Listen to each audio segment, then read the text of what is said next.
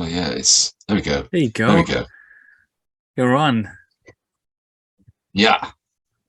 How's it going? Yeah, good, good. Um, it's been a crazy old week. Well, I think that should be those are the times we live in. Any week that's not crazy, but massive historical effed up things are not happening, wouldn't be current at the moment.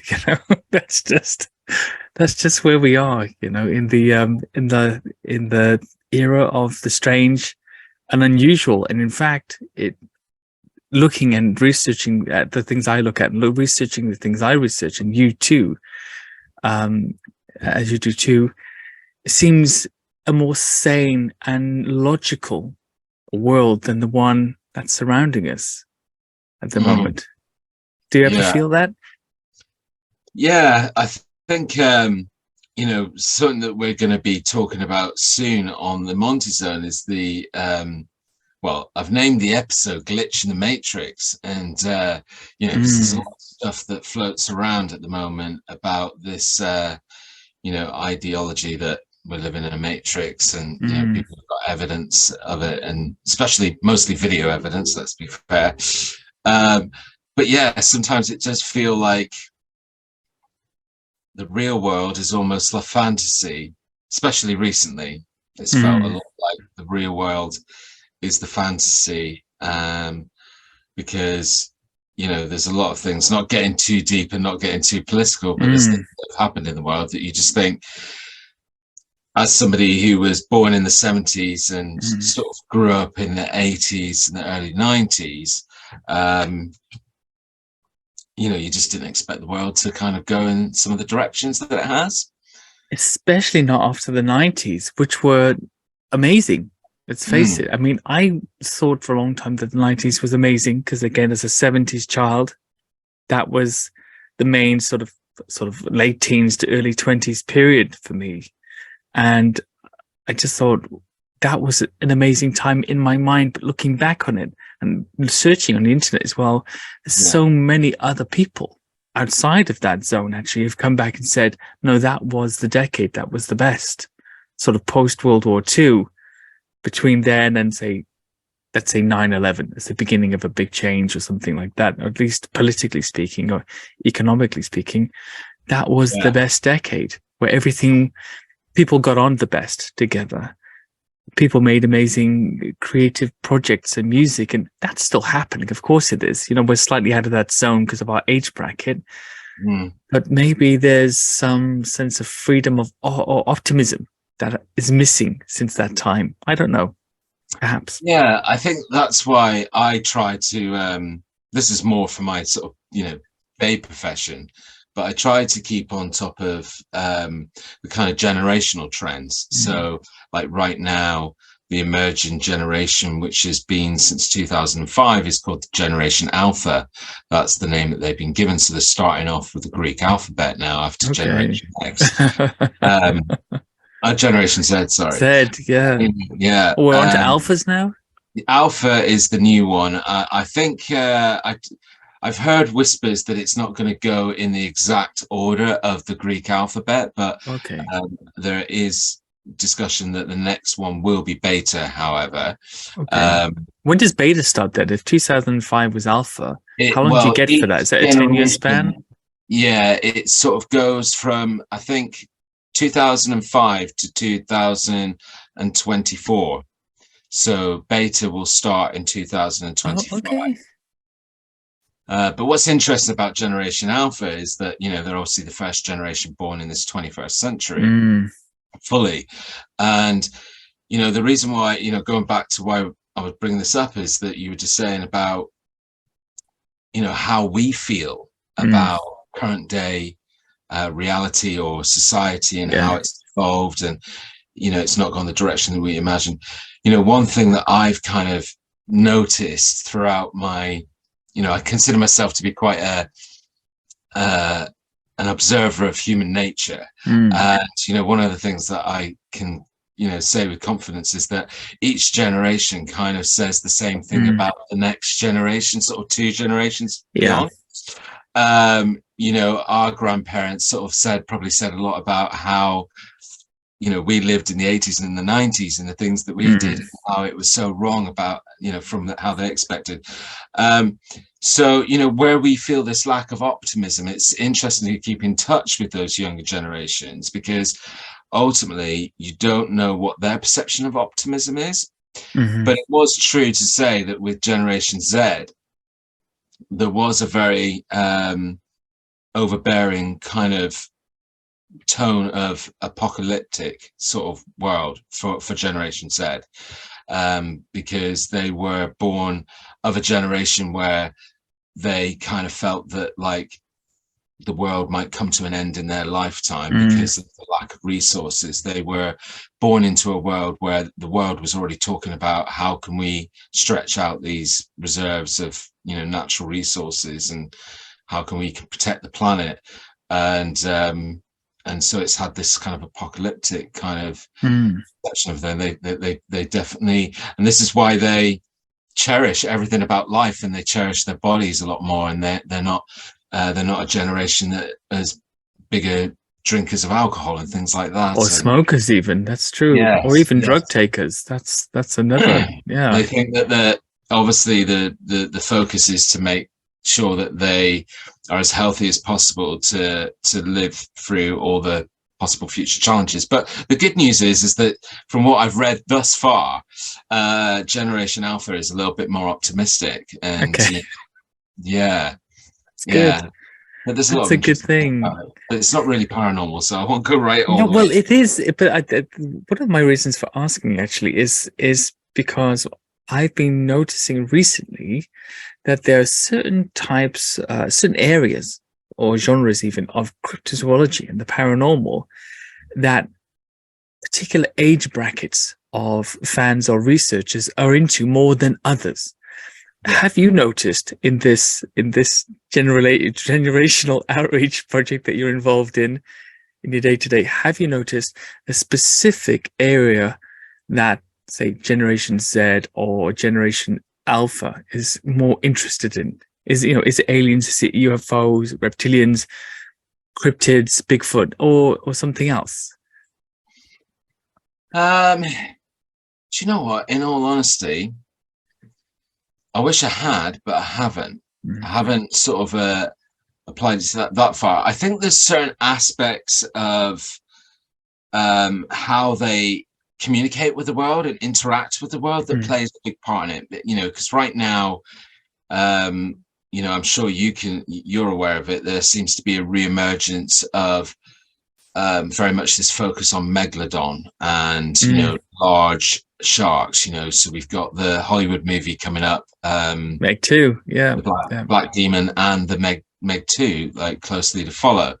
And I think that's a lot to do with, you know, how that generation that will be that core cinema goer right now, you know, the way that they're very, you know, TikTok heavy and things like that, and on platforms like TikTok, etc., Instagram, there is a lot of stuff with videos, you know, very short, you know, your shorts of videos about, you know, megalodon and massive shark and stuff like that. So and just big sharks in general as well. There's a lot of content that floats around about you know, demon sharks as well. So I definitely think that that's how that's emerged, and how that's come back onto the Hollywood agenda again.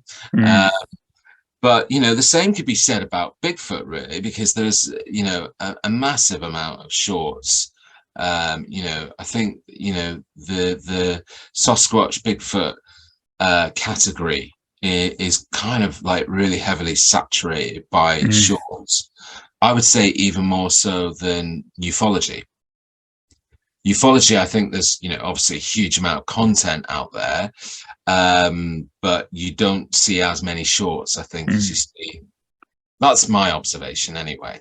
No, that would make sense. I was you talking about the Meg movies, actually, that Meg 2. I was speaking to Steve Alton about having back on for the second one, because I had him on for the first one, and it had such a really interesting story of how suppose, how the movie eventually got, or the book eventually got picked up as a movie, and then this long, arduous process that you go through to get the second one. But I did notice, because I'm a TikTok user, just how many, I'm with Black Demon as well, actually, how many millions and millions of views and hits the ad got. Just the ad, it was huge. I mean, it's a big Hollywood movie. I get a bit, even more than one would expect. And that, as you say, that does express a particular interest from that age demographic. You know, it's strange. And we talk about these things about generations, and everybody who's getting a little bit older. I'm not particularly old, 47, you know, not what's that Chris Rock says, you know, I'm not old, I'm just too old to be in the club, you know, that kind of thing. I'm that age. And everybody just feels that wherever they are at that particular point in time is normality. That's how it feels to a normal individual. If you're 60, that's like normality. If you're 40, that's normality. If you're 15, it's the same thing. And of course, nobody keeps up with everything that goes on all of the time, because it's just too much of a headache. You just settle in your life with your ways. I remember I was in a meeting a few months back with one of the teams, and somebody had told me, one of the younger people had told me, who was about 17, the youngest person we had in the business, that I shouldn't use emojis in messages because that's what old people do. And I was talking to one of the girls in there, Charlotte, who was maybe a few years younger than me, and I said, look, somebody just told me that you're not supposed to use emojis because that's what old people do. I said, but we just got these. Like, this has just happened. In my mind, anyway, somewhere in the ether of the back of my mind. And I suppose it's just troubling. You know, sooner or later, time moves on. And I'm not particularly convinced that you have to move on with it. You just find the stuff that works for you. Younger people, anyway, will always know if you're trying to be them. Don't be them, be you. And if that's okay for them, that's okay. Same with older people. If the you that you are is acceptable, then that's a good place to start from. Anyway, I digress, and I never stay on point. Let's get into G. Anyway, we spoke first of all on your podcast, had a really good time, and I just really was intrigued by something that you'd mentioned during it, that you'd had a kind of experience that had, I don't know if it led you into this world, but at least, you know, encouraged you to seek further answers. And you didn't go into it at the time because I guess you were interviewing me, but it'd be really nice to know what happened. And I do know a little bit about it. I've listened to your interview, but for the viewers, what happened? And after that, you know, what's your view of it now? What's your perspective, objectively speaking, on what took place? I mean, do you mind if I start the other way around? So give you my perspective and then talk about the experience. Yeah. Okay? Do it the way you want to do it. Because, you know, first of all, to start off with, I don't basically discuss it very much. That's why I didn't go into it into length.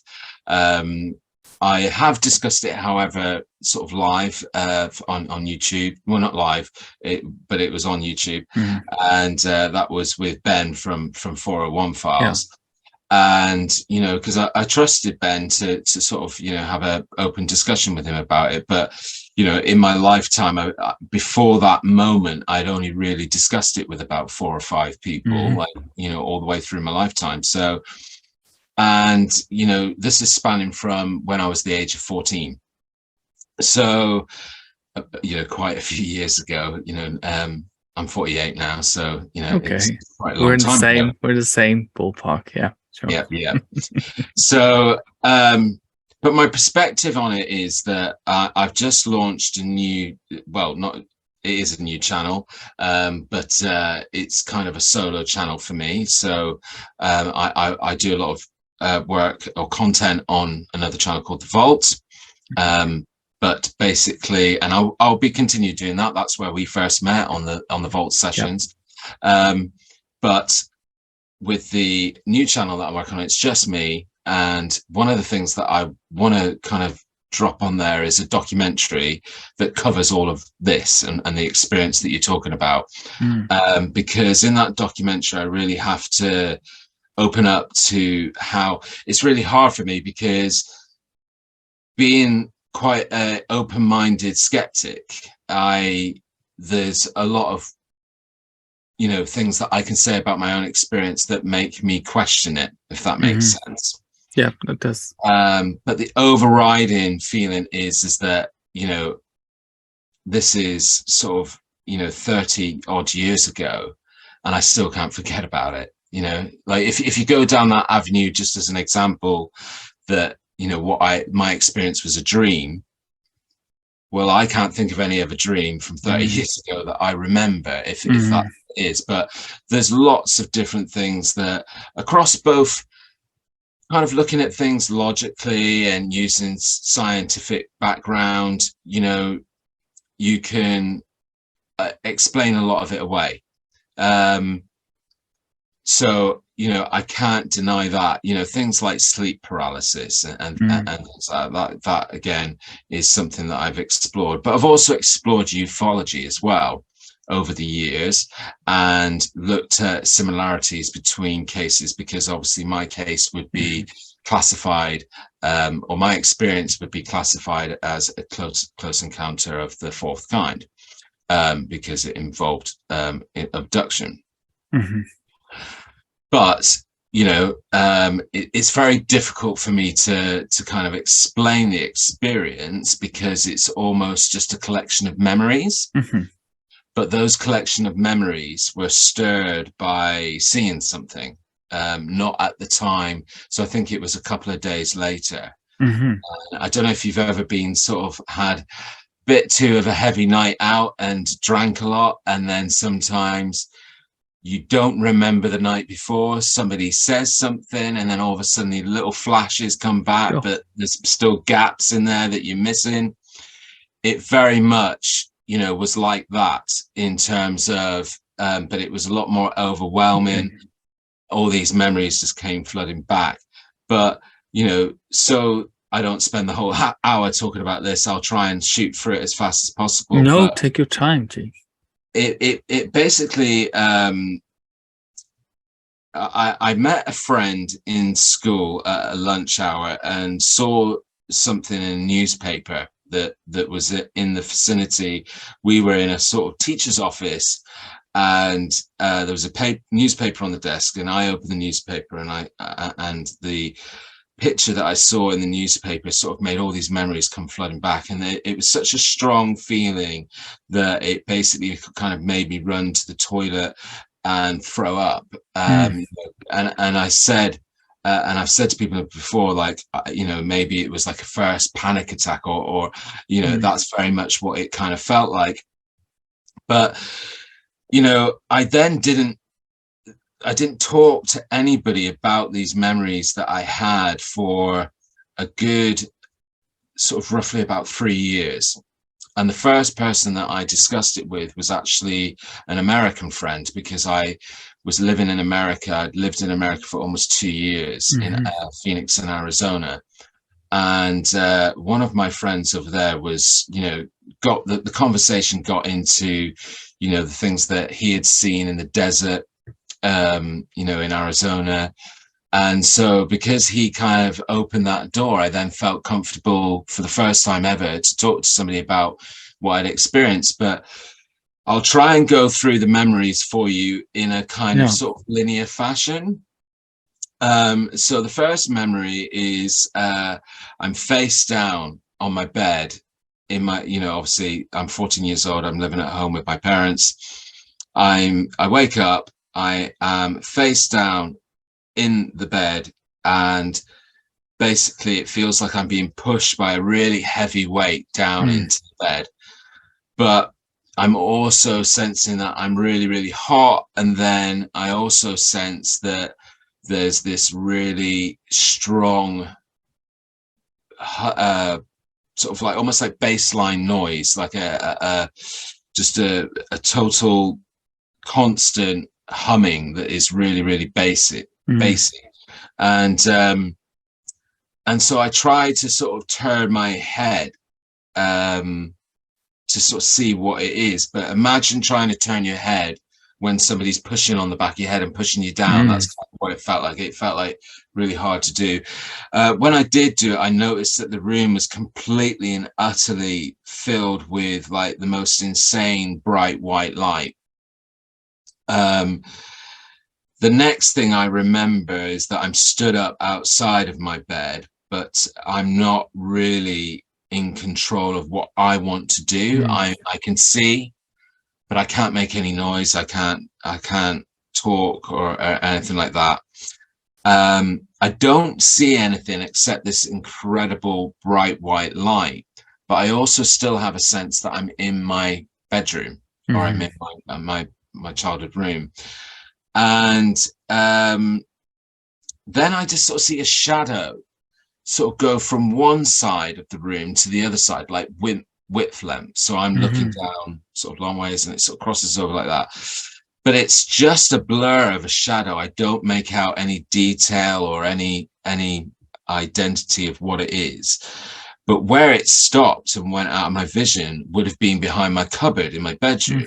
So I'm sensing that I'm moving forward, getting closer to the cupboard. And I can recall just being like slightly freaked out about what it was that I was going to see around that corner. But I have no memory of what I saw, because before that then sort of basically unfolded, I then found that I'm now in complete black, but moving slowly towards my bedroom window. So the room is now sort of like normal light, but at night time. And I'm slowly sort of making my way towards the window. But in all honesty, if I was to describe the movement of going to the window, it wasn't like I was walking. It was like I was floating. But you know, I'm upright like you would be if you were stood up. And I get towards the window. And one thing I should mention at this point is where we lived when I was growing up was sort of, you know, right behind a runway, an airport. And so the actual end of the runway was about from the edge of my sort of house property line, sorry. It was about 1,000 yards. That's how close this airport was to the house we lived. So I'm towards my bedroom window looking out. It's nighttime, and then all I see is just these different lights appearing in every sort of part of the skyline, different colors. So it wasn't like I was seeing one craft with a lot of different lights on it. I'm just seeing, it's almost like fireworks going off, but it wasn't fireworks. It's like somebody playing with a torch or a laser or a spotlight, but it's just different colors sort of popping around. And then this is where it becomes very strange. And this is where it feels like throughout my research that I've done, you could say that this might be embedded memories or fake memories or whatever. But then what happens is I'm stood outside the front of my childhood home. The other side of the road that the front of the house is on, and I'm looking towards the house, but it's a beautiful sunny day, like the middle of the day. So it was just nighttime, I was in bed, and now all of a sudden it's the middle of the day. But I'm looking up at this sort of lamppost, and then all of a sudden I notice in the distance, this, you know, the sky is, you know, really, really blue. This craft coming towards me, and it stops right above me and just hovers there with no noise. But in all honesty, and I can remember thinking about this when I sort of divulged the memories, is that the craft in it, the craft that I saw, sorry, looked like the craft that's in Flight of the Navigator, except it was slightly gold, and it had hieroglyphs on it. But you know, throughout the years, I've kind of thought, oh, Christ, that thing looked like the thing from Flight of the Navigator. Now, I was at the right age that Flight of the Navigator was a movie. Well, yeah, it was a movie that would have come out several years before, I think, maybe several years before. Yeah. However, like what I pointed out when I was discussing this with Ben is that, you know, you've got to go back to being a sort of 14-year-old. At the age of 14, I was too cool for watching kids films and stuff like that. So I'd never watched Flight of the Navigator at that point in my life. Oh, you'd never seen it at that point? No, I hadn't. I've since gone back and watched it. Yeah. You know, but I'd never watched it at that point. You know, but then again, you know, like if there's anybody out there listening to this that's skeptical, I'm sort of with you in some of the time. And you know, one of the things that I instantly would say straight away if I was listening to myself relay this experience is that, well, you could have seen some sort of advertising, poster or an ad on a VHS or something. It could have still been something that Yeah. influenced you and put that into your head. So that sort of, you know, feeds into the whole dream concept. But here's then where it goes interesting, because all of a sudden it then twists and it goes back to nighttime. But now everything that I recall is basically just through my vision, and but also memory of feeling as well. So all of a sudden what's happening is it's nighttime, but I'm traveling over land at an exceptionally fast rate.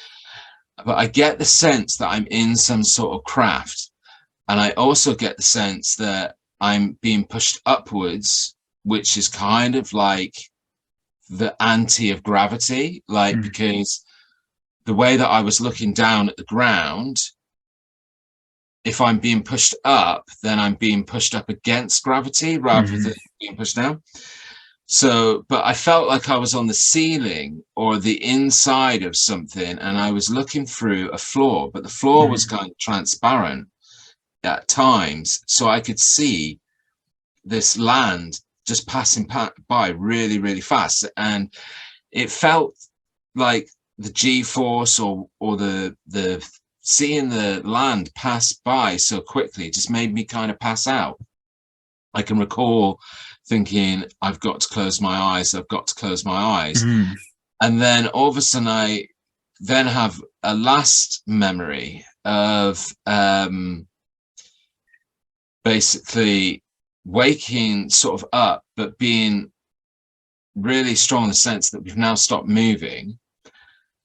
But as soon as I sort of come to grips with that, the craft or whatever it is that I'm in sort of moves, it tilts. So if you imagine a dome like this, all of a sudden it went like that. So I'm in the middle at the top here looking down, this is the ground, but then all of a sudden it goes like that and I'm looking sideways.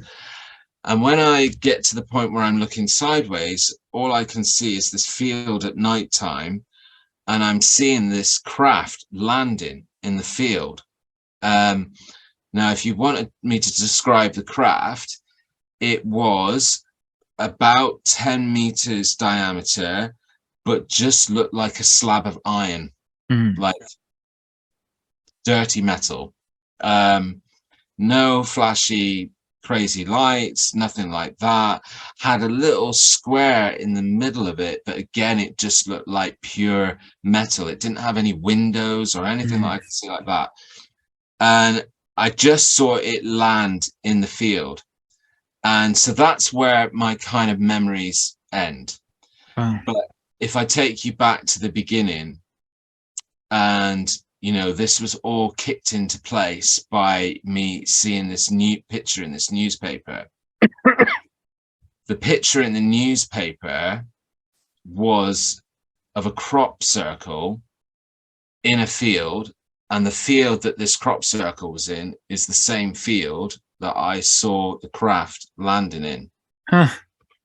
That's crazy. Yeah. So, and you'd never seen that field before. It wasn't somewhere near where you live.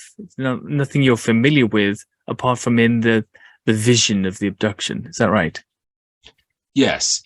And the big frustrating thing is that, you know, we all know that when you're sort of 14 or a teenager, you live for today, you don't live for tomorrow. And so I didn't think to pay attention to what that newspaper was. I didn't think to pay attention to remembering and noting down what the date was that this all happened. And as the years have passed, and because there's been these great portions of time where I've not felt comfortable to talk about it, you know, now I couldn't tell you whether that was a national newspaper or a local newspaper. But it did feel like, especially where I go back to the section where I saw the land passing really fast, it did feel like, you know, that I traveled a great distance. Do you know what I mean? So, but again, what everybody has to understand is that I will talk about this experience now, but that doesn't mean that I'm necessarily would sit here and say I was abducted by some unknown force or aliens or whatever, because I equally can understand like things like, as I mentioned, the sleep paralysis. Sure. You know, the bit that I described to you at the beginning is very, very much like, you know, incidents that people that suffer with that condition have, you know, kind of reported or been observed and recorded by doctors, etc. That's the awake but frozen aspect of it, of course. I mean, I get sleep paralysis, well, infrequently. I haven't really had it for a long time, I think. But yes, you know, I can remember perhaps thinking in my memory that I saw something, but you know, sort of reviewing it from a point of when you were in a dream state with your eyes open, essentially with your body frozen. Who knows? One thing that does encourage me about you not knowing the title or the date or the details of the newspaper actually is that's a very genuine response. As a 14-year-old, you have some weird flashback from a trauma experience. At least that's what it sounds like to me. You run off, you know, you're not well in the bathroom, and you come back and you don't immediately say, I better grab that newspaper to reference in an interview with a guy called Andy 25 years from now so I can prove it to everybody. You know, you just move on and forget about it, as any normal 14-year-old would want to do, because that's something unpleasant that's just happened to you. It's probably not a memory that you want to flash back again. And you know, on you go. Why would you start an investigation at that point? Why would you not just walk away from it and hope it doesn't happen again, which I'm sure is what you did at the time? Yeah, and I guess, you know, that is it, you know, using that scenario is applying a lot of logic to it as well. But you know, another symptom of it is the absence of logic, actually. You know, at that age, like you say, at the age of 14, I mean, but you know, a big factor is that I would describe the whole process and just how this all came back to me as a bit traumatic. So I didn't talk to anybody about it for 3 years, and I didn't feel comfortable to talk about it until I met someone who, for the first person ever in my life, face to face, was open to talking about that kind of phenomena. So I opened up, and the first time I opened up about it was an absolute car crash. I didn't know how to formulate it. Over the years, I've, like, how I just talked it through to you in a linear fashion is kind of not how the memories came back to me.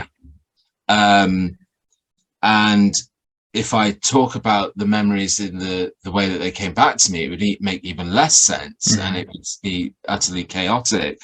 But again, that's quite indicative of, you know, other reports that you've had from abductees and the memories that they recall, and also feeling like fake memories have been inserted as well to sort of kind of make it more confusing. But again, you can't escape from the fact that, you know, a lot of people could say, well, you just had a really prolific dream. But yeah, it's very strange to remember something in that much detail as a victim of trauma would. You know, you see the same things with child abuse and war and other bits and pieces where people have, and I get it sometimes with the witnesses that talk to me, have seen very strange things. They can recount the same experience 7, 8 times in a row without missing a detail. Every little detail is remembered, at least of the memory that they have of it. That to me sounds a lot like their experiences. There's some sort of trauma-based response that's remembering everything. That's why you can't forget it, and that's why you tell it the same every time. Yes.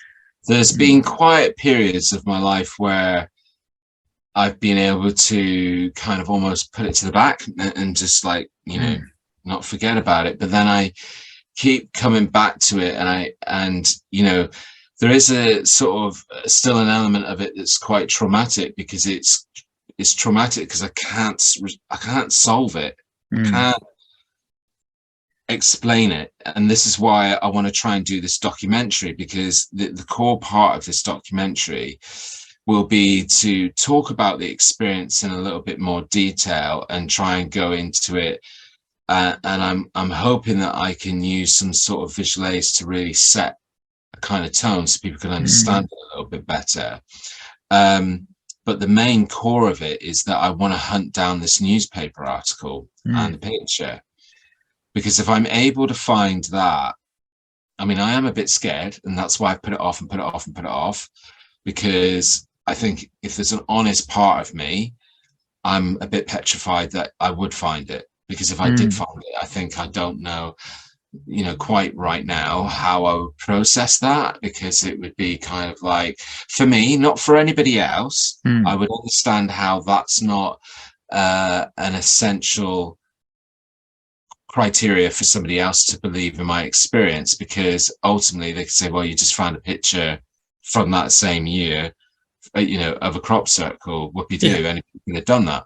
They'd have to take it on faith, essentially, but I mean, that's not really the point. But that's why it's not the point, because that's why I'm calling the documentary The Search for My Truth, because this is my truth. If I'm able to find that picture and go, that is the picture I saw, that is the field that I saw, I know exactly still to this day how it looks, and I can give you details about that field, because it wasn't just a normal field. It was on about a 30-degree incline. It had a hedge running through the middle of it, so effectively it was kind of like two fields, and it had a bank at the bottom of it. So when I come across the picture, I will recognize it and I will remember it, because it's burned into the memory of my head. And this is, again, I go in circles, honestly. It could drive a person a little bit cuckoo. Well, no, I mean, and I understand that everything you're saying, actually, G, that it has all of the hallmarks of a trauma-based memory, basically. It has a trauma-based memory. You're desperate to unravel it. You don't have all the details. You can't forget it, and it unnerves you. It gives you this deep-seated, what if sort of sense of pending doom, almost, I suppose, in a way that something is wrong that you couldn't figure out, and how do you go back in and solve this mystery? That, to me, if I was speaking to a witness who was telling me similar things about an experience they had in this same way, already on my little, I have a little list of red flags and things like that. I wouldn't have any reds at the moment. I'd be like, oh, that's a green, okay, same details over the years, is troubled by it, can't seem to forget it, is trying to objectively doubt his own experience to see if it could be a dream or something he can easily excuse to eradicate the problem that he's experiencing with this situation. I get the feeling that actually you would happily dismiss it and explain it away with something natural, a natural phenomena, if you could. Yes, and I think there's also been portions of my life where that's how I've compartmentalized it, by going, you know what, it was just a dream, move on. But then, the thing is, you then have this realization that you're just lying to yourself. But again, going back to what I was saying earlier on, about looking outside of, just not always looking at ufology. There's a really good example of looking at cases of post-traumatic stress, people that have had soldiers and stuff like that, and how they do compartmentalize it, and how they do try and rationalize it, and how they do try to bury it. And there's a lot of these kind of behaviors that really fit with what happened to me, because, as I said, you know, I didn't talk about it. And, you know, it happened when I was sort of 14. I didn't talk about it for the first time until I was 17. So already we've got a gap of 3 years. When I spoke about it when I was 17, I found it really, really difficult. I found it really, really emotional. I was shaking. I was, you know, it was not a pleasant process. And I was really embarrassed because it was like, you know, almost, you know, I could imagine looking through my friends' eyes that thinking, wow, this person's like really taking this seriously. But I just got really, really emotional. And then, you know, the years that followed, I discussed it with maybe 3 other people before I openly discussed it with Ben. And each of those times that I've ever discussed it with anybody has been after I've got a lot of Dutch courage and I'm quite inebriated, or have been.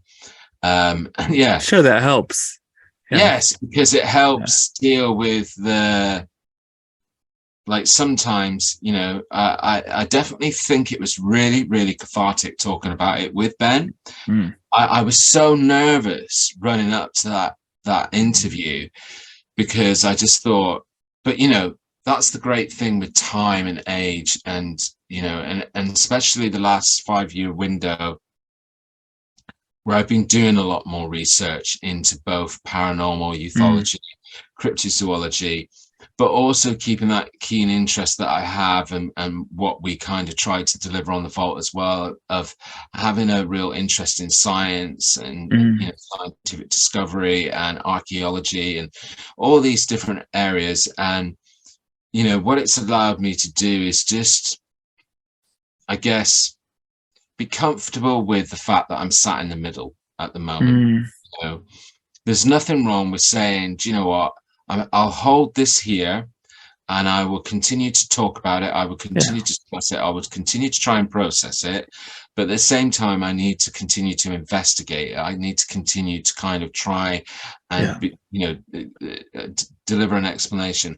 And I think that's why it's going to be awesome to really get into this documentary. I mean, it was meant to be the first thing that launched on the channel, but I recently you know, went and spent some time with Ben in North Yorkshire, you know, investigating, and we had such a good time and saw, you know, some really interesting stuff that I was too excited and had to start working on that video. And then I've launched the channel with that 3-part series, so it's going to be a 3-part series, but part 1 is already available. Amazing. And of course, you know, with working with Dan Allgate as well, there's somebody who's had a similar experience in some way, at least, you know, visitations of a kind, and not only of the 4th kind, but also of the supernatural kind. And he lived in a haunted house, poltergeist, and all these things. All these years when I interviewed him, I was very surprised by that. So I'm not really into that kind of phenomena, but we had very old house when I was growing up, where there were always sort of shadows going past the windows, or, you know, footsteps on the stairs. And we also had, my family had a martial arts federation, and everybody went. It was like this weird sort of family thing. Everybody had to go there. It was like 20 of us in this one club and a few other stragglers. And it was a really old building that had been used by the Salvation Army, but it was from like the 1600s or early 1700s, something like that. And we had a gym downstairs, and I would work out there on the weekend, and you would always hear the laughter of children and running up and down the stairs sometimes. You know, it was completely empty, big old club. And yeah, you know, spooky goings on. And again, I'm not really into that kind of stuff, but I have, you know, had a few incidents over time which I've just put down to spookiness, just moved on. And I guess, you know, that's how things are sometimes. I'm talking about other people sharing your experiences. Apart from Ben, have you ever interviewed another witness or talked to another person in everyday life who's had a similar experience to you, this abduction like experience? Not abduction, no. I've spoken to quite a few people who are witnesses, you know, so I'm not 100% I should do, but Hynek's scale, I think Ben's encounter was a 3rd kind, because I think he saw a being, like, again, to point out with my experience, I never saw a being. I never communicated with anyone, not like in a way that I remember communicating with someone. All I saw was that shadow, and as I said, I have no descriptive of what it was, just this thing that almost like a blur. But you know, it's really funny because with Ben, that's how we made the connection, funny enough, not just the similarity of the experience, but how we remembered our experiences, because it was all like a flood of memories coming back. I think with Ben's it was slightly different. It was just that it came back to him years later. And again, you know, people go, oh, that's convenient, you know, especially the skeptics. But the honest truth is that, you know, if somebody has a traumatic experience, whether that's they see somebody get blown up in front of them, the human brain has the ability and the tendency to lock that memory away. It's a safety mechanism. It's a coping mechanism. Yeah. It's a proven scientific process. And I don't care what anybody says. If you're a child and you see something in a, like using Ben's example, if you're in a little wooded area and you see a creature that you can't explain what that creature is, and your brain will compartmentalize that in some way, especially if you know, obviously people deal with things differently as well. So another child could have seen that same thing and not reacted in the same way. But, you know, and I think it's a genuine condition, which, you know, a lot of people just scoff at, go, oh yeah, you didn't remember, or you just remembered later. How convenient is that? I think that just shows that they've never had a similar experience to that. And I think what's hard to accept for a lot of people out there when they're talking to witnesses of strange animals that remembered the whole thing years later, is that our brain, there's a factory reset in our brain, especially as children.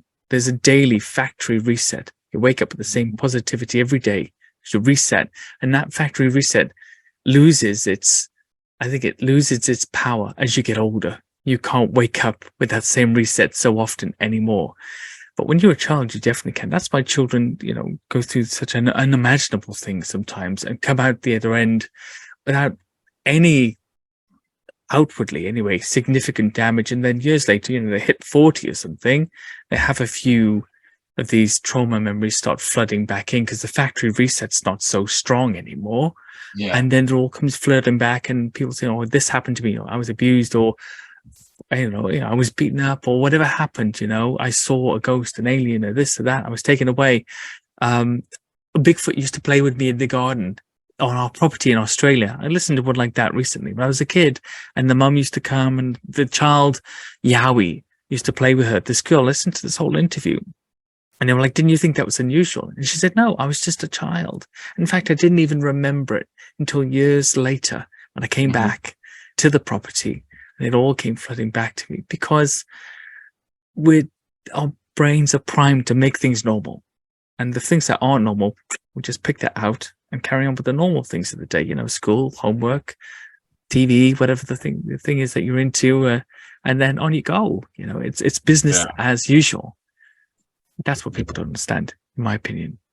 But I think sometimes, you know, and what is better, I guess, these days is that people are a lot more open to talking about it. It's still not perfect, but, you know, because we all talk a lot more about things like UFOs and UAPs, because there's a lot of, you know, press with the Pentagon getting involved and all of this kind of more official kind of stamp on the UFO phenomenon.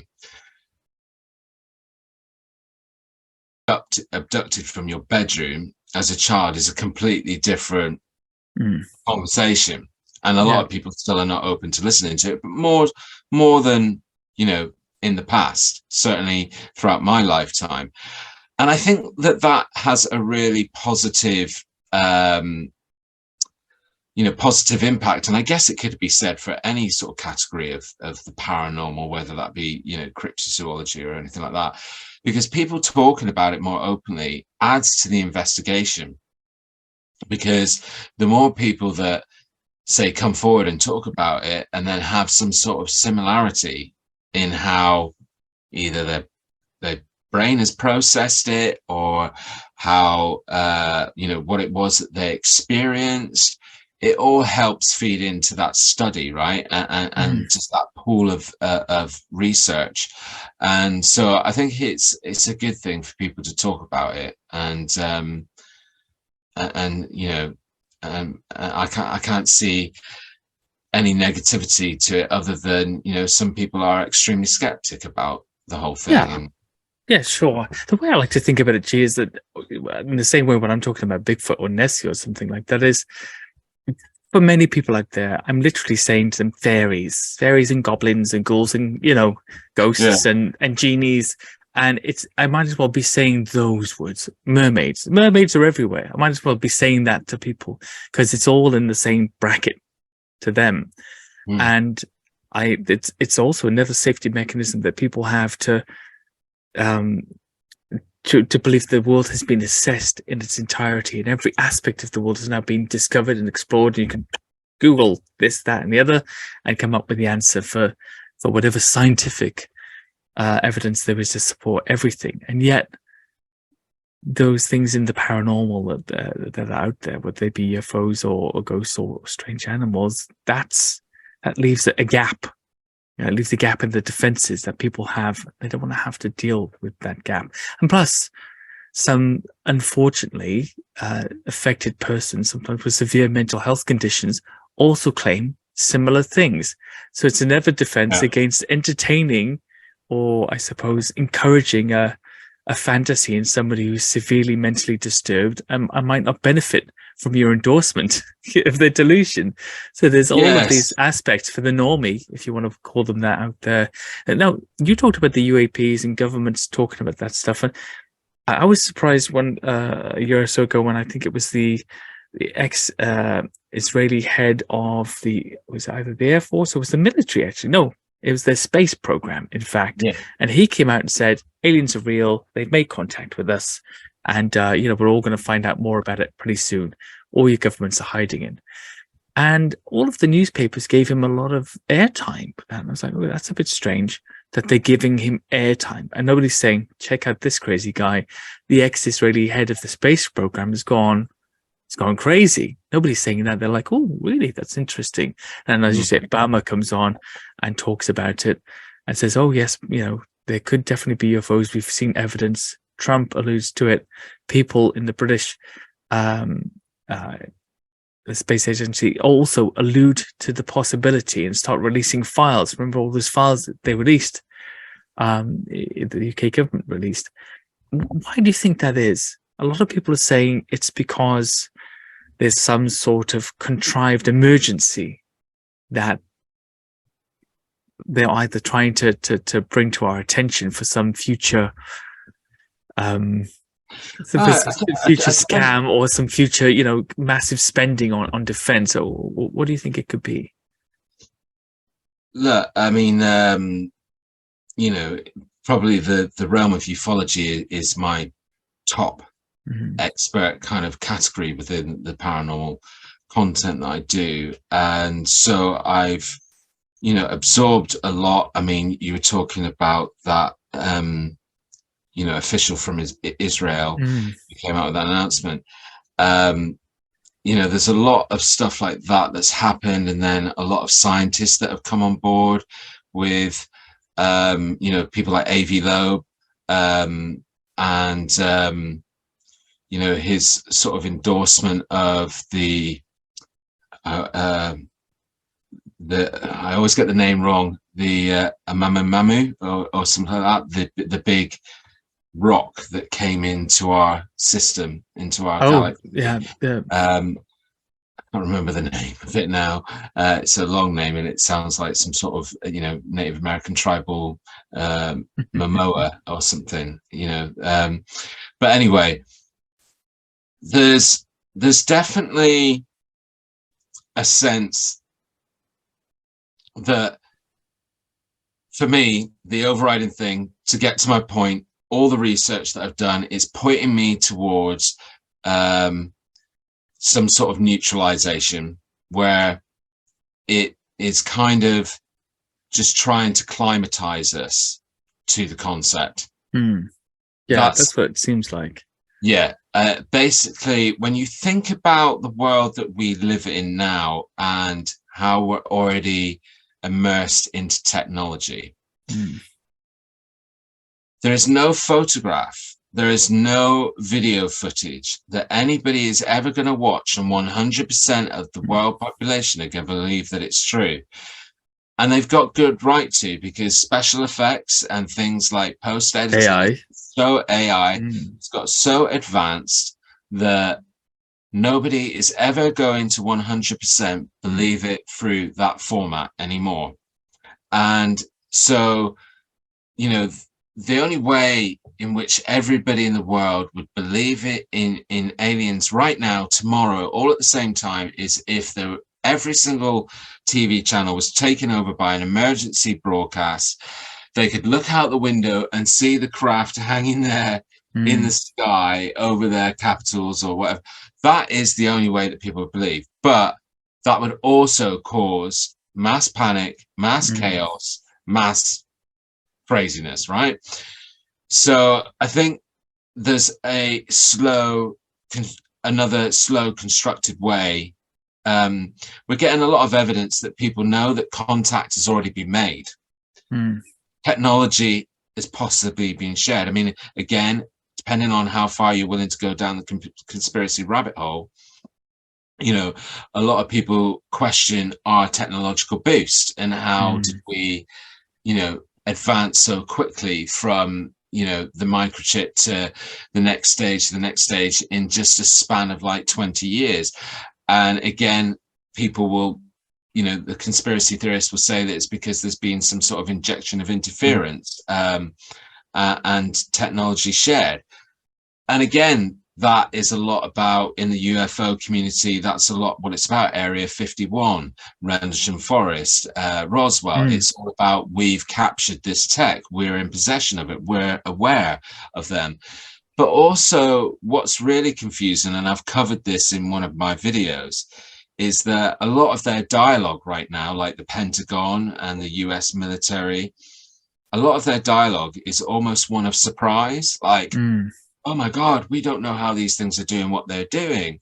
And, you know, that to me doesn't 100% ring true, because it would be massive conflict with everything else, because they would surely know. But if we're talking about, if you're somebody who's invested into the world of ufology and you say that you believe in the Holy Grail of Roswell 1947, well, we're talking about the fact that then, as a human species, we've had possession of alien technology for almost 85 years.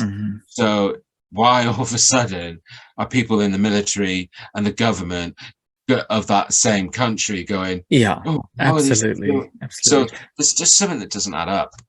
Well, once again, and it happens with lots of things in society. If we as general and regular people in the public can see or have an awareness of these things and what they can do, the strange and unusual things, like the impossible aerodynamics, you know, the sudden stops and turns and all these amazing things these aircraft do for, as you say, 80 years or so, how are they only now just starting to say, oh my goodness, what is this? We've just become aware of this. Clearly that's not the case. It is, as you propose, all about getting this. There could be aliens, there could be UFOs out into the general subconscious of the world public. What's strange about it to me, though, is that it went actually because of the events of the last 3 years. It almost went without notice. It was like, oh, okay, and everybody just kind of carried on. It wasn't like, wow, world breaking news. It was like, and amidst all of the crazy, weird things that you're being fed every day, here's something else. Obama thinks it's aliens. The ex-head of the Israeli Space Agency, now knowing a lot about that country, having spent a lot of time there, that is an impossible statement for him. No ex-official like that in that country comes out and, number one, divulges any secrets, and two, says something so insane, insanely outrageous. And also what he said, because he was the guy that basically said there's 4 species, right? And he's not the only one that has said that. He basically has said that there's actually an alliance of species, and there's 4 of them altogether, and they're not the same. And some of them where we should fear more than others. Yeah. And it's weird that number of 4 does come up with other government officials around the globe that have come forward and also said similar.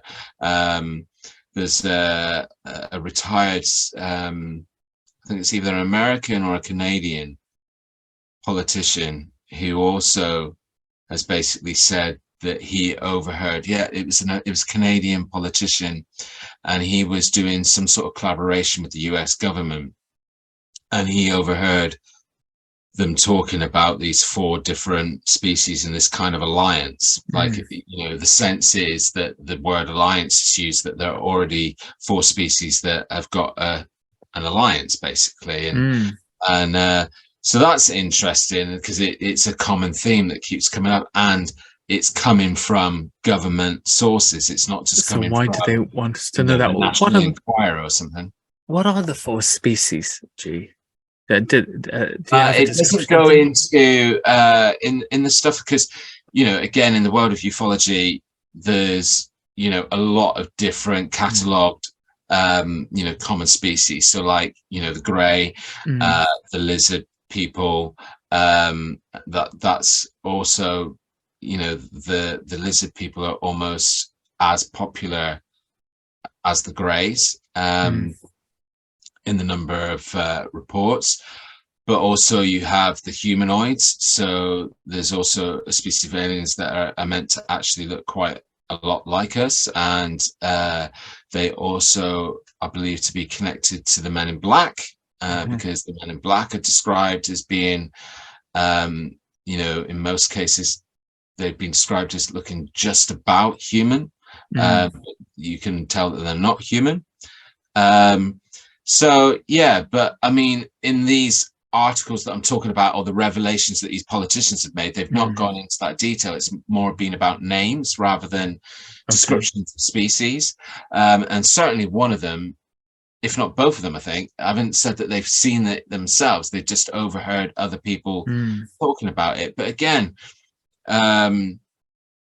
you know, like going back to what you said in terms of the pandemic, you know, again, there's a really big conspiracy out there that, you know, one or the other was designed to, you know, work in contrast to the other. Like, oh, we're faced with this pandemic, now would be a good time to put a little bit of information out about this stuff, and it doesn't cause so much like mass panic, because people are more focused on this crazy everything that's going on around the world. What does worry me is there's a lot of people within these circles of government officials or military officials or retired military that have come forward and said that there's going to be a lot of revelation in this year. 2023 has been sort of, you know, mentioned and highlighted quite a lot. And that worries me, because I think if nothing ends up happening, it's going to take a lot of people back 2 steps of like, oh, this is all nonsense, because all I've been hearing for the last year and a half is how there's going to be this big revelation in 2023, and then 2023 came and went, and nothing happened. So we'll see, but there is definitely a lot of people again that have mentioned that we're working towards. But I personally don't believe that. I personally believe the only way this species is going to climatize to it is by a slow process, and, you know, and just drip feeding the reality of it out to the point where at some point it becomes like, oh, come on, just tell us, because we're not bothered anymore. They're probably there anyway. You know what I mean? Exactly. Just like things that, what was that thing that came out recently that not regarding aliens, but regarding JFK, that the CIA was involved in his murder, you know, files released after all these years. And you're like, duh, you know, like, we didn't know that. I mean, this is not a revelation. Do you think it's going to be like that? Eventually, they'll tell us, and we'll say, yeah, we kind of figured that like 30 years ago. Thanks for the news flash. But another thing, just going a bit off the obvious topic that I'm excited about, all these revelations and like the Tic Tac and the gimbal and the flare and all those footage that were released by the Pentagon. And I don't know if you're aware, but there was one just launched, another one that was released this week. And what's exciting about all of them, and this is again a common topic and belief that myself and Ben share, is that the oceans play a huge part in ufology, I believe, because, you know, I talk about ufology because that's the easiest way to categorize the subject. But when you think about what the word UFO means, it means unidentified flying object. So it could be a number of things that are occupying that unidentified flying object, and it necessarily doesn't mean that it's extraterrestrial. One of the reasons why I've named the new channel that I've launched The Underground Paradox is because, you know, I want to delve a lot more into the advanced ancient civilization theory. You know, I really, it's something that I've been very keen on for a long time, and also looking to Mars for evidence as well, because I think that there's a lot of strange things on Mars, which I don't care what NASA says, I don't care what this person says. I just think that we need some better explanations. And I'm not talking about all the kind of mag kind of things that you see, like, you know, the pictures of what looks like a person walking across the sand. I'm talking about things like right angles, you know, from the lunar modules that circle and orbit Mars. They're always taking photographs, and many of those photographs shown structures that have right angles, and right angles don't sort of form like that naturally. And so I just think there's lots of other things that need other explanation. But anyway, to get to where I was going, and that is that if you go down the avenue of thinking that there might have been some civilization living on this planet that was intelligent, was advanced, came before us, and mostly died out, but not all died out. And then if they decided, or they had already evolved to live in a different environment below the surface, where, you know, we still have 80% of our planet that we haven't fully explored and mapped, what a great place to remain undetected. And what's exciting about the footage that's released by the Pentagon, it's all near or around water. And there's a lot of similar footage that was more unofficial that came out pre the whole flare, gimbal and Tic Tac footage. And certainly this new one that's been released by the Pentagon, you know, one of the things that they comment about it at the end is they say, oh my God, it just splashed down into the water, you know?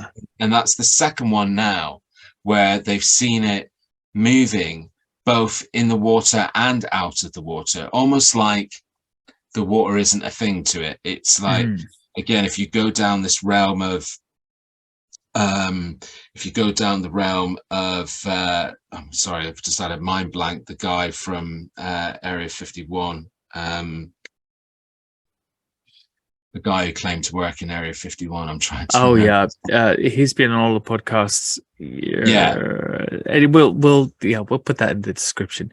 Well, yeah, I know who you're talking about. Yeah. He basically talks a lot about, you know, what he saw at Area 51 leans towards anti-gravity. And one of the aspects of anti-gravity is that if you achieve it, then you're not affected by the normal physics.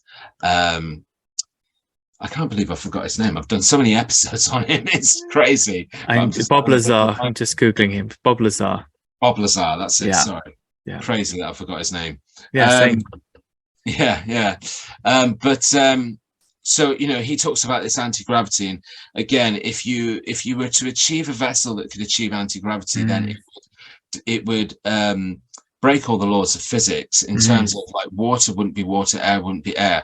And so it would explain a lot. But what's exciting about all of these footage is they're either around water or involving water. And that feeds very much into both, you know, Ben and mine, you know, kind of thinking that we should be looking to the oceans for the explanation.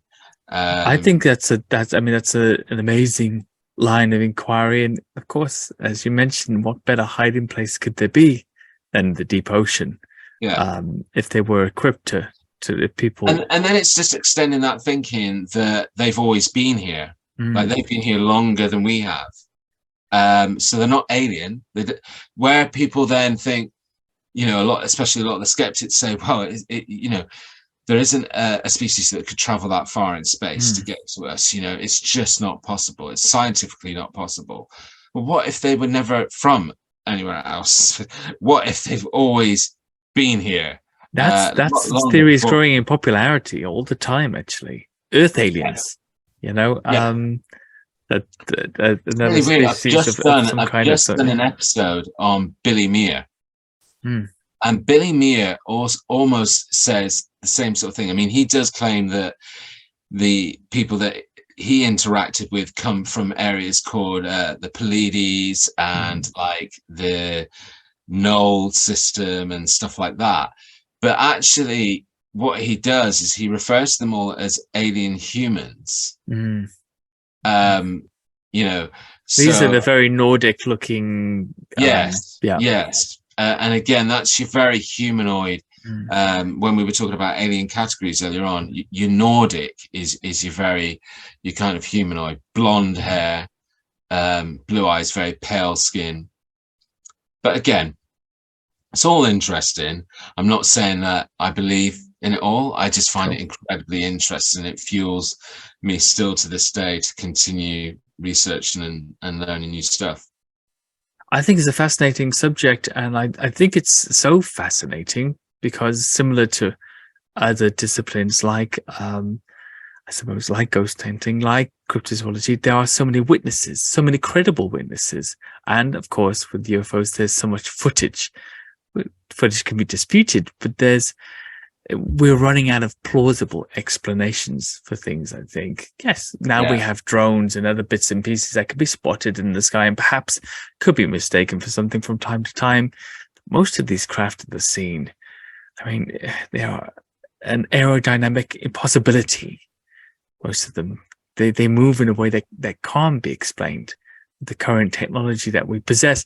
And that to me is the most amazing thing. Yeah, I'm kind of on the shelf. I'm on the fence as far as aliens are concerned, but UFOs, advanced aircraft, that's a fascinating, a really fascinating subject. I mean, sort of moving away from the alien explanation, there is a growing, don't want to call it conspiracy really, but a growing ideology that a lot of this stuff that is being captured and being witnessed and being catalogued and released by the Pentagon is public sector. Because what the US military is saying and why they've now made official parties to investigate this and discuss it and offices to look into it, is because they're saying, well, these objects are breaching our airspace. We don't know how to stop them. We don't know how to control them. We know they're not Chinese. We know they're not Russian. We know they're not this. What are they? And then so there's this group of people that are now saying, well, maybe it's somebody like Iron Man, someone who's a public privatized inventor who doesn't. Okay. Do you know what I mean? So somebody who's actually created technology that's out there and is using it, but hasn't shared it with anybody because they're fearful of how they would manipulate it. Some anonymous Elon Musk out there. Exactly. Yeah. Okay. Yeah. I mean, that's very plausible. It's why all of a sudden the US government are going, we don't know what this is, because some privatized companies got away with being as top secret as they possibly can be, that they've even kept it off the military radar. That would be encouraging in a way, I suppose, that there are individuals out there that could achieve such great technological advancements above and beyond, the entire resources of the US government, for example, or the Chinese government. What do you think about this? We sort of talk about hypersonic missiles recently. The Chinese tested one, the Russians have used one recently. And, this is next generation in terms of speed and reach. Could all of these UFO exposures, could they be coded messages to other governments that understand the message that X, Y, and Z UFO that was reported on our territory is actually part of the experimental aircraft that we are using at the moment, and this public disclosure is in order to tell you, China, or you, Russia, that this is the technology we currently have available in in a coded manner. Do you think there's any plausibility to that? It's not something that I've digested a lot, so I couldn't really comment on it. I've certainly sort of seen more about the Chinese balloons and the drones than I have the hypersonic missiles. But I think, I guess it's an interesting theory, because it's one that steps into that very plausible realm that a lot of people could get on board with it. That, hold on, nobody's really thought about the fact that there could be just some small group or an individual who's really, really smart and has created some stuff that is beyond what any of the military scientists or people are working on, and nobody knows what it is. China doesn't know what it is, Russia doesn't know what it is, America doesn't know what it is, and they're all in confusion. But there's a lot of activity within that. So again, I'm not sure if you're aware, but there's been a huge amount of reports of interference with things like missile silos and nuclear facilities and military facilities. And again, a lot of people in the world of ufology would assign that to this species saying that they care for our planet, they care for our future and how we treat each other and our outcome.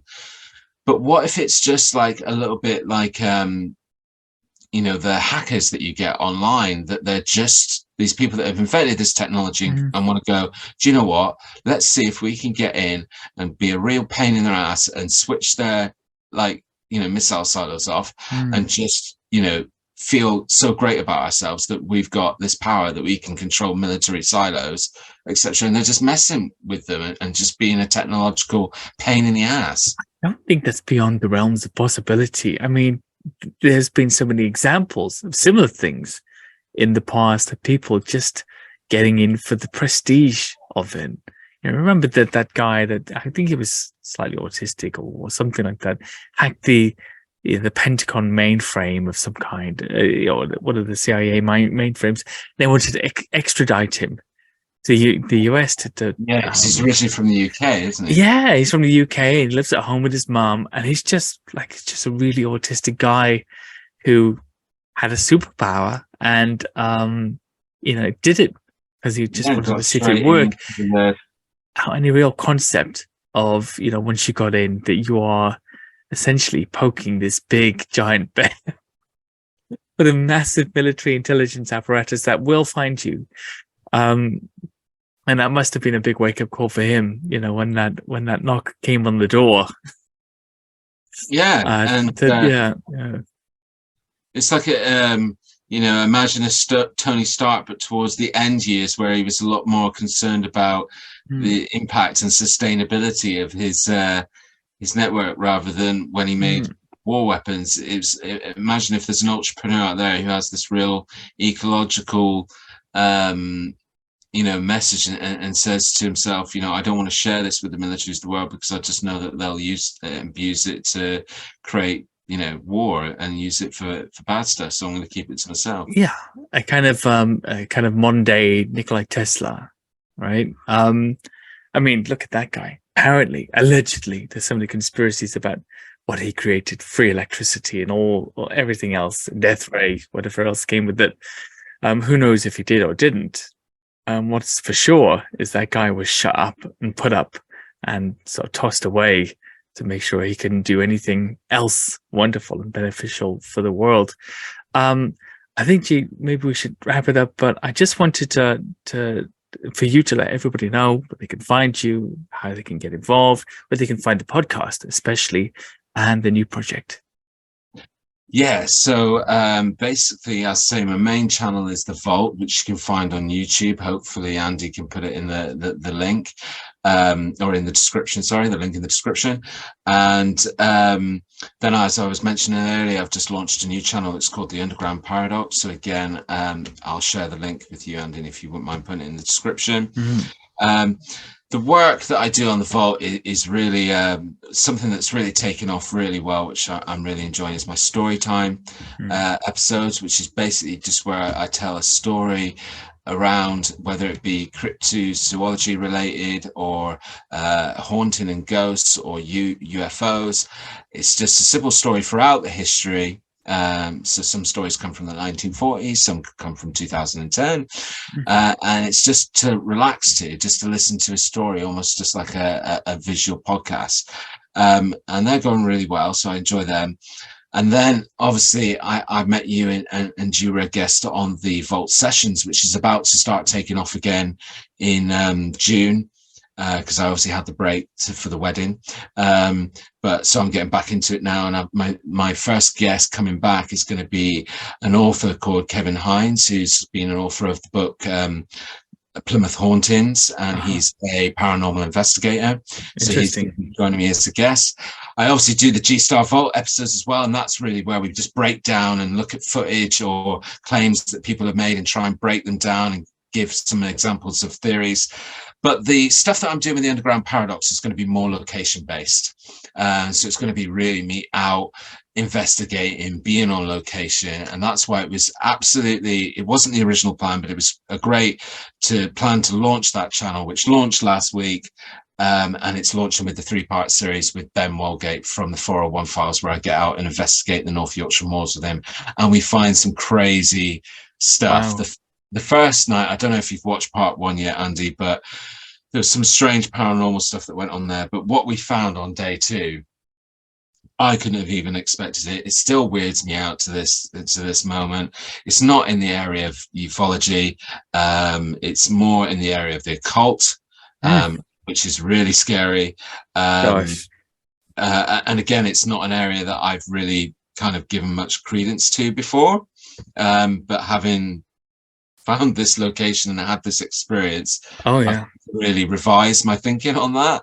They're out there for sure, and practicing in many rural and faraway arid landscapes. They are, and I think we walked into one of their setup areas, and what we found, you guys will see it hopefully on camera. It's worth a watch, so hopefully join me for that. But no, it's been an absolute pleasure, Andy, and it's great. Yes, absolutely. It's been a while, and we've had to shift this around a few times due to illness. We had a few. Well, I think winter took over and gave us each our own specific body improvement trials to get through. I feel better having come through mine, 3 months after the fact, or 2.5 months after the fact. It seemed to stay with me forever this time. But there you go. That's it'd be lovely part to of it. Chat with you again, because I was watching your last show with, I think it was, excuse me if I get the pronunciation wrong, Amalia, the dark artist. Oh, the Sam Sheeran, Mr. Sam Sheeran. Yes, that's right. Yeah, he's a great artist. Awesome. Yeah, I'm a big fan. I saw you talking about Wakefield, and you were talking about the pub in the centre of Wakefield.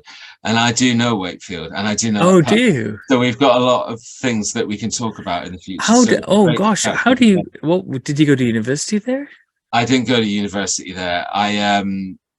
Funny enough, as I've mentioned to you in my profile, when I was younger, I was signed to a record label, and after that sort of all fell apart, the guy that I used to work with, he was running his own studio up in Wakefield. So I moved to Leeds to work with him. So I lived in Leeds for about just under 2 years, and and used to spend a lot of time visiting him in Wakefield and recording and Yeah. writing at the studio. So I kind of knew the pub that you were talking about. Hanging out at the Cock of the North, exactly. Yeah, A great rock club as well. So the rock nights that they had were awesome, and I love the sculpture park in Wakefield as well. It's amazing.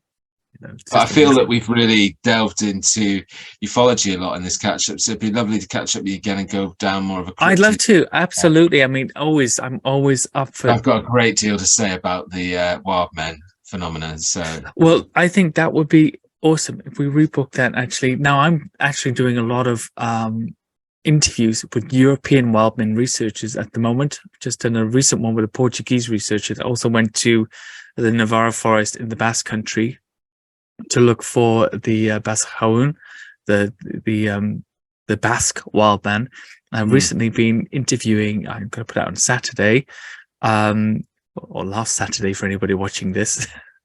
I'm going to release that, and it's with another Spanish researcher who had an experience with the Catalan Wildman that lives in the hills and forests around Girona, which is, I mean, really curious because I lived in Barcelona for a few years. I've been to those same hills and forests in Girona and never thought for a moment, even being really into Bigfooting at that point, that there could be any sort of similar legend. So I'm trying to get in touch with those European, Wildman researchers. Language barriers a bit of an issue in some cases, but some of them are kindly agree to speak a little bit of English with me, more or less, depending on each person's ability. But I don't speak that much English myself anyway, so it's on an equal par.